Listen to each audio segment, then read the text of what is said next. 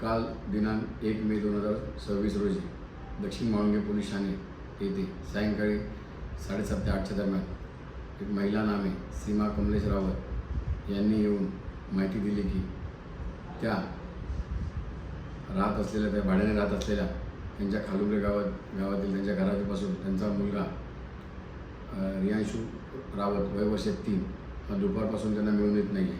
सदर मुलगा त्यांच्या संपर्कात नाही आहे.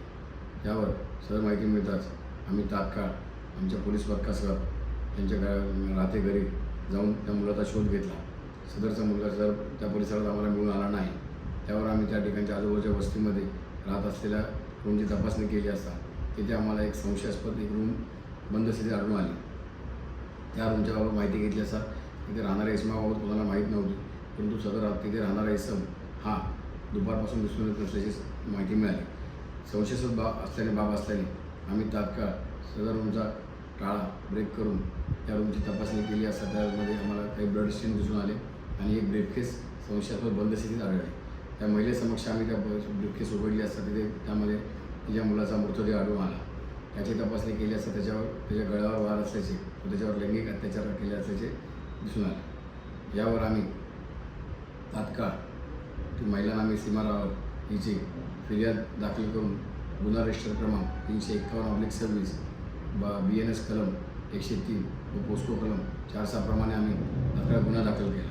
सदरचा गुन्हा हा गंभीर, निर्गुण व संवेदनशील असल्याने सदरचा गुन्हा तात्काळ उघडकीस आणण्याबाबत आमचे माननीय पोलीस आयुक्त पिंपरी चिंचवड सर व आमचे सर्व वरिष्ठ तसेच आमचे पोलीस उपायुक्त खेडकर मॅडम ACP कदम साहेब यांनी आम्हाला मार्गदर्शन केले व गुन्हा उघडकीस आणण्याबाबत सूचना दिल्या.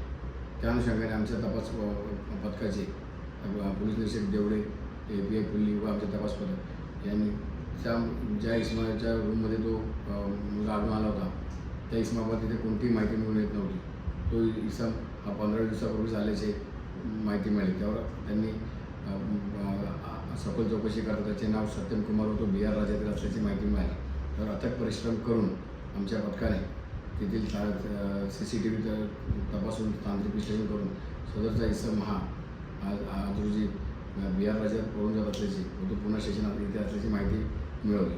तर तात्काळ आमच्या तपास पथकाने जाऊन त्या ठिकाणी त्याचा शोध घेतला असा आज दुपारी तो इसम आम्हाला मिळून आलेला आहे. त्याच्याकडे आम्ही अधिक चौकशी करता त्याने गुन्ह्याची कबुली दिलेली आहे. त्यावर तसे तपासानंतर असे निष्पन्न झाले की सदर इसम हा अल्पवयीन असून त्याचे वय वर्ष 16 आहे. त्यावर आम्ही सदर गुन्ह्या तपासात पुढील योग्य ती कायदेशीर कारवाई करीत आहोत.